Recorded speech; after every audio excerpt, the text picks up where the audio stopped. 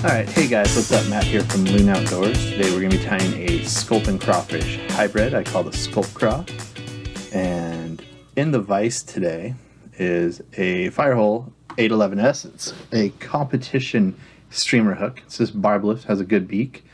I'm going to be using a 3/16 Tungsten Instajig bead to help keel this fly and give it some added weight.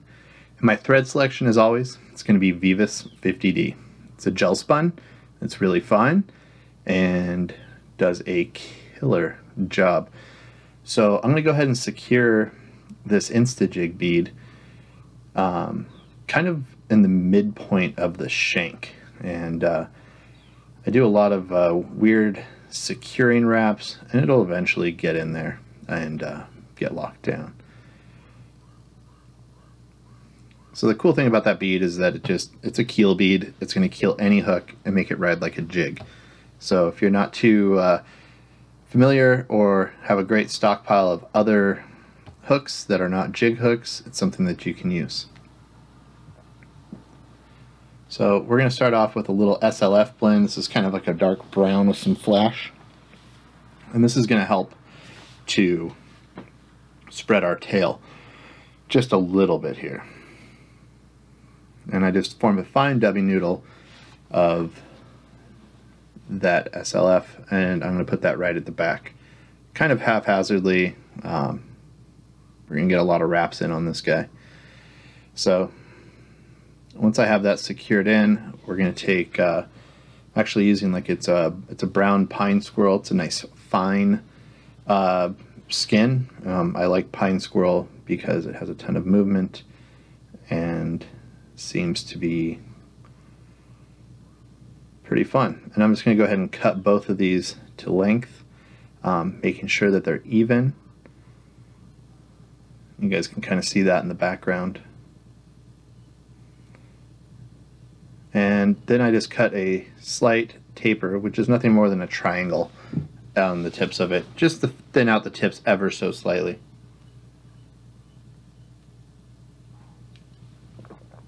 I'm going to tie those in with the squirrel's fiber direction going backwards.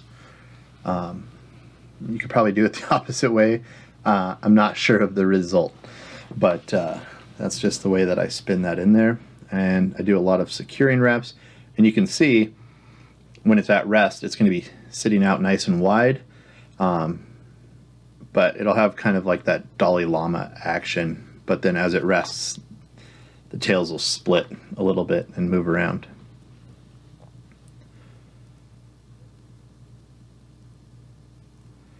So I'm going to use some laser hair in a dark brown. This is a new material that I like, and I just kind of clump it in.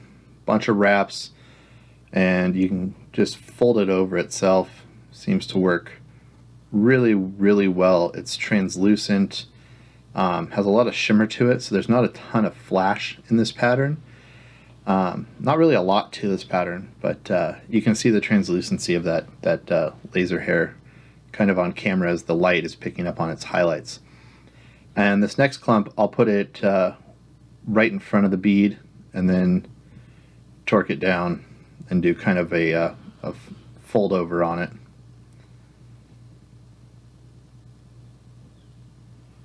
And this is some more SLF. This is that Helgramite color. Show it to you the right way because none of us read upside down. It's kind of a cool olivey brown type color. I do like a little variation on the pattern here. It's a nice long fiber dubbing. Has a little bit of flash and natural fiber in it. So it's going to create a nice little look there. You know, you can tie these in olives, blacks, browns, whatever color you like. This is a little, it's like an Indian hen, Brahma hen, whatever you guys want to use. And this is just going to be our fins on the Sculpin pattern.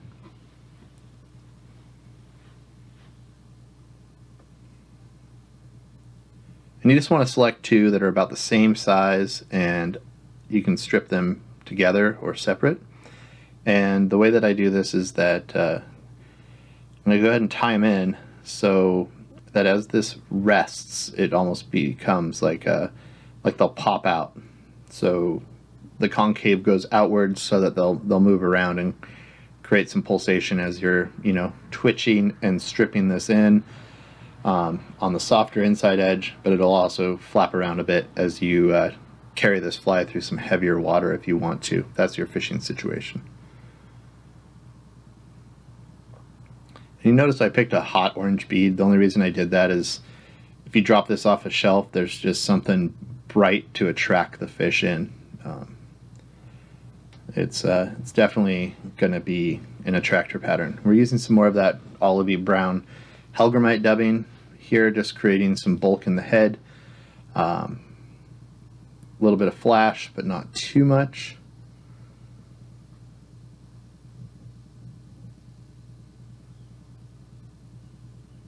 I do kind of occlude the camera here, I apologize, but all I'm doing is just thoroughly wrapping down this thread, or this dubbing with the thread, and I'm going to go ahead and create my whip finish right there.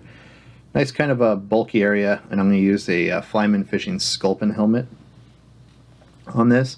It's a nice easy head to use. It looks clean, and it's real, I mean, like I said, it's real simplistic.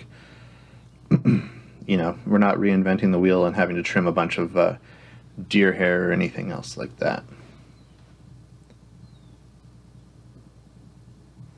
You can slide that guy on, you can glue him down.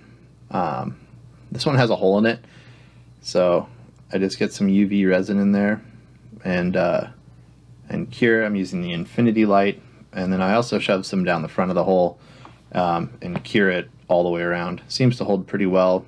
Haven't had any major issues.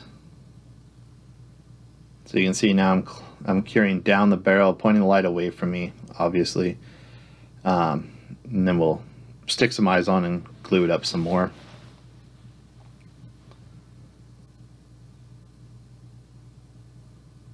And these are just a small living eye from Flymen Fishing. It's a really cool little eye. Seems to work very well.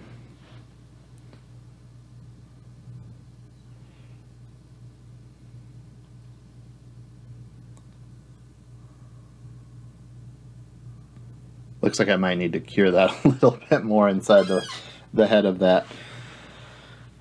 But we're going to bring in some more flow. We'll do a nice big final coat here. And really saturate down in there and create a nice solid fly. That coating on the front of it also really helps stabilize just a little bit.